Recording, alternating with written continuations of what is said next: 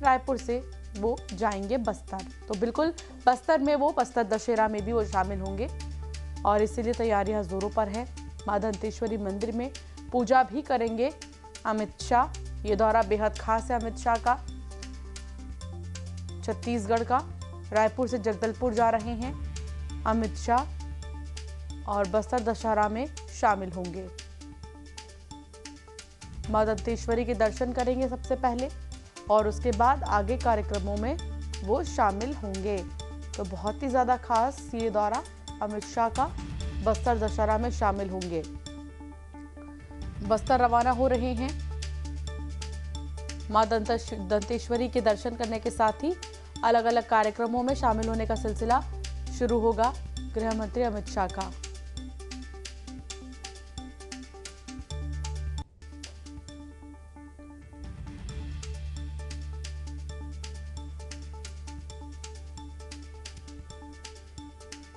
विश्वभरण संवाददाता साथ जुड़ गए हैं। विश्वभरण, क्या जानकारी मिल रही है? अब यहाँ से रवाना होंगे अमित शाह, उसके बाद बस्तर दशहरा में वो शामिल होंगे, दंतेश्वरी के दर्शन करेंगे और उसके बाद क्या कार्यक्रम?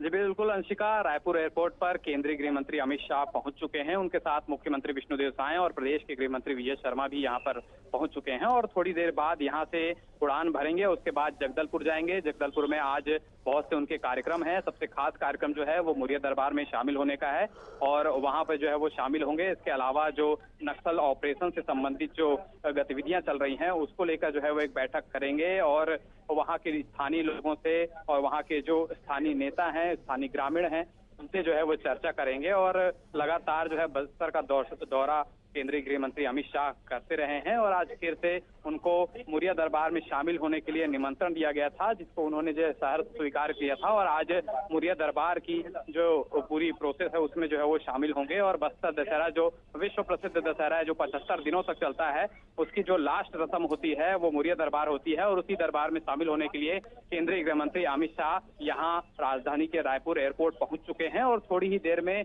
वो यहाँ से उड़ान भरेंगे और जगदलपुर में जो है वो पहुंचेंगे और जगदलपुर में मां दंतेश्वरी माता के दर्शन करने के बाद वो मुरिया दरबार जाएंगे और मुरिया दरबार में जो है वो उस रस्म में शामिल होंगे जो बस्तर दशहरे की अंतिम रस्म मानी जाती है और उसके बाद जो है वो उनके जो बहुत सारे कार्यक्रम हैं उसमें शामिल होंगे। अंशिका, बस्तर दशहरा ये बहुत ही ज्यादा प्रसिद्ध है छत्तीसगढ़ का, इसके बारे में भी विश्वभरण बताइए, क्या कुछ होता है?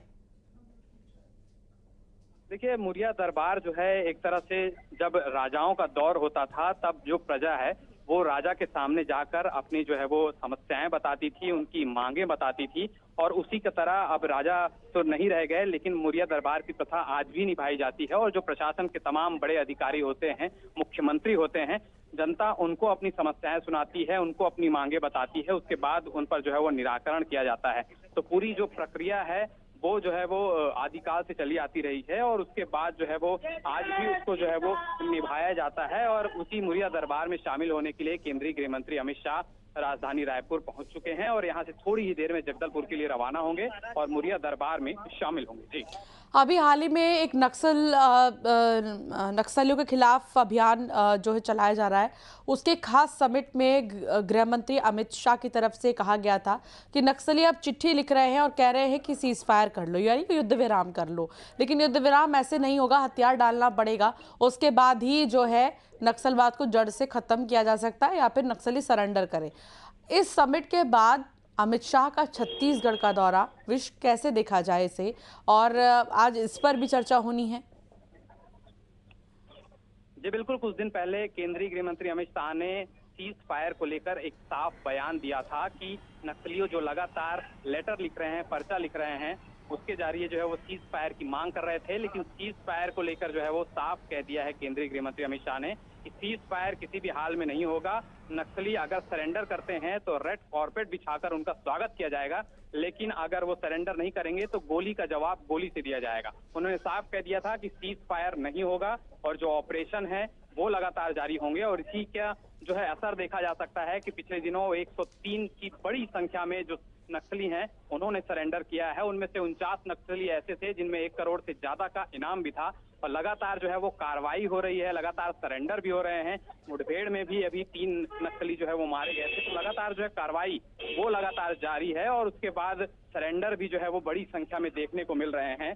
तो केंद्रीय गृह मंत्री ने ये साफ कह दिया है कि कोई भी जो है सीज फायर नहीं किया जाएगा, कोई भी ऑपरेशन रुकेगा नहीं और इसी को लेकर जो है वो उन्होंने डेडलाइन जो तय की थी 31 मार्च 2026 की, उसके लिए अब मात्र 6 महीने बचे हैं और उसी को लेकर लगातार जो है बैठकें होती हैं और कैसे रणनीति के तहत आगे बढ़ा जाए, कैसे जो है वो इस टारगेट को अचीव किया जाए समय से पहले, उसके लिए समय समय पर जो है वो रणनीति बनाई जाती है। और आपको बता दें कि अगले नवंबर में 28 से 30 नवंबर तक जो डीजी की बैठक है वो यहाँ पर होने वाली है और जिसमें तमाम जो पूरे देश के जो प्रदेश के जो डीजीपी हैं वो यहाँ पर आएंगे, केंद्रीय गृह मंत्री भी रहेंगे उसमें, उसका जो है वो शुभारंभ करेंगे और उसके समापन में प्रधानमंत्री नरेंद्र मोदी भी रहेंगे। तो लगातार इस दिशा में जो है वो सरकार आगे बढ़ती हुई दिखाई दे रही है और अब लोगों में भी एक आस जगी है कि नक्सलवाद मुक्त भारत 31 मार्च 2026 तक हो सकता है, क्योंकि जैसे ऑपरेशन चलाए जा रहे हैं, जैसी सफलता लगातार मिल रही है, उससे ये साफ लग रहा है कि जो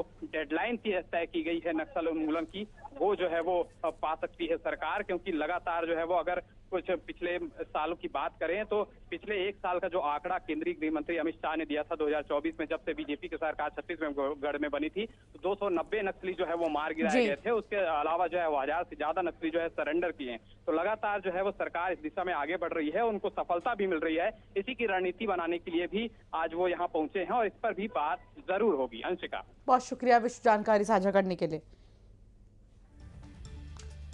तो बता दें कि बस्तर रवाना हो रहे हैं अमित शाह। मां दंतेश्वरी की सबसे पहले वो पूजा करेंगे। 2 तस्वीर आपके टेलीविजन स्क्रीन पर।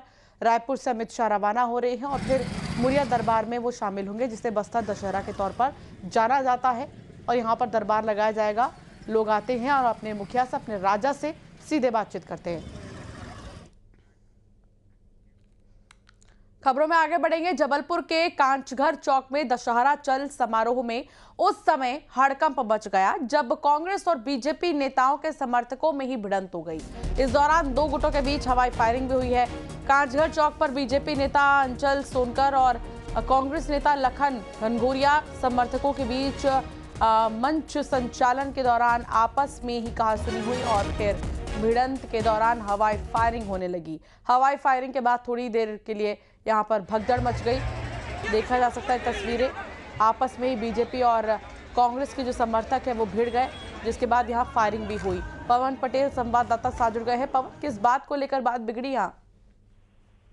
जी बिल्कुल, ये दशहरा चल समारोह के दौरान प्रतिमाओं का विसर्जन करने के लिए उन्हें ले जा रहे थे। इसी दौरान घमापुर में कांचघर चौक पर भाजपा और कांग्रेस की जो नेता हैं, कार्यकर्ता हैं, उनके क्षेत्र की प्रतिमाएं भी समारोह में शामिल हुई थी और प्रतिमाओं को निकालने को लेकर के बताया जा रहा है कि प्रतिमाओं को पहले निकालने को लेकर के कोई विवाद हुआ था, जिसके बाद हवाई फायरिंग हुई और हवाई फायरिंग के बाद नौबत मारपीट तक और धक्का मुक्की तक आ गई। हालांकि पुलिस मौके पर मौजूद रही और दोनों नेता भी मौजूद रहे, जिन्होंने अपने अपने समर्थकों को समझाइश दी, जिससे विवाद बड़ा रूप नहीं ले पाया। लेकिन जितना भी विवाद हुआ वह भी सवालों के घेरे में है कि आखिर नेताओं की मौजूदगी के बावजूद समर्थक कार्यकर्ता आपस में कैसे झगड़ा कर लेते हैं। फिलहाल पुलिस ने जो है इस मामले को लेकर के क्षेत्र में बल तैनात किया है ताकि शांति बनी रहे। बहुत शुक्रिया जानकारी साझा करने के लिए पवन।